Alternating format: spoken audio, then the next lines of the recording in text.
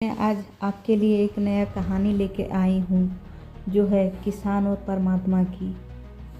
एक बार एक किसान परमात्मा से बड़ा नाराज़ हो गया। कभी बाढ़ आ जाए, कभी सूखा पड़ जाए, कभी धूप तेज हो जाए तो कभी ओले पड़ जाए। हर बार कुछ न कुछ कारण से उसकी फसल थोड़ी खराब हो जाए। एक दिन बड़ा तंग आकर उसने परमात्मा से कहा, देखिए प्रभु, आप परमात्मा हैं, लेकिन लगता है आपको खेतीबाड़ी ज़्यादा जानकारी नहीं है। एक प्रार्थना है कि एक साल मुझे मौका दीजिए, जैसा मैं चाहूँ वैसा ही मौसम हो, फिर आप देखना मैं कैसे अन्न का भंडार कर दूँगा।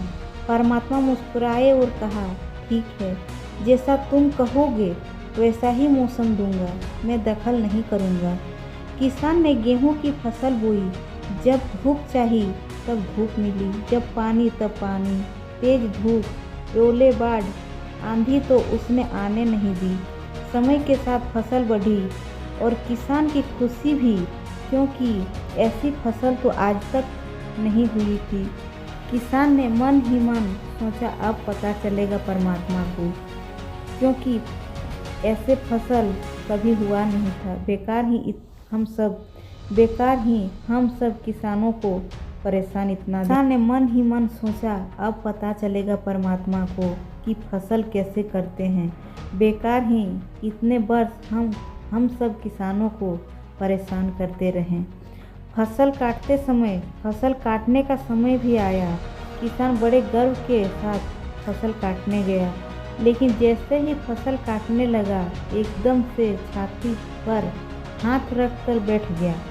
गेहूं की एक भी बाली के अंदर गेहूं नहीं था, सारी बालियां अंदर से खाली थी। बड़ा दुखी होकर उसने परमात्मा से कहा, प्रभु, ये क्या हुआ?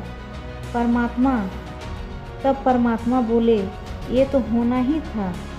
तुमने पौधों को संघर्ष जरा सा भी मौका नहीं दिया। न तेज धूप में उनको तपने दिया, न आंधी ओलों से जूझने दिया। उनको किसी प्रकार की चुनौतियां का एहसास जरा भी नहीं होने दिया। इसीलिए सब पौधे खोखले रह गए। जब आंधी आती है, तेज बारिश होती है, ओले गिरते हैं, तब पौधा अपने बल से खड़ा रहता है। वो अपना अस्तित्व बचाने का संघर्ष करता है, और इस संघर्ष से जो बल पैदा होता है वही उसे शक्ति देता है, ऊर्जा देता है, उसकी जीवटता की उभारता है। सोने को भी कुंदन बनने के लिए आग में तपने, हथौड़ी से पीटने, गलने जैसी चुनौतियों से गुजरना पड़ता है। तभी उसकी स्वर्णिम आभा उभरती है, उसे अनमोल बनाती है।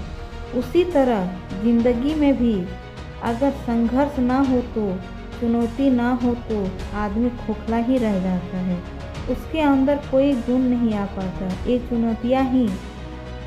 चुनौतियाँ ही है जो आदमी रूपी तलवार को धार देती है, उसे स्वस्थ और प्रखर बनाती है। अगर प्रतिभाशाली बनना है तो चुनौतियों तो स्वीकार करना ही पड़ेगी, अन्यथा हम खोखले रह जाएंगे। अगर जिंदगी में प्रखर बनना है, प्रतिभाशाली बनना है, तो संघर्ष और चुनौतियों का सामना करना ही पड़ेगा।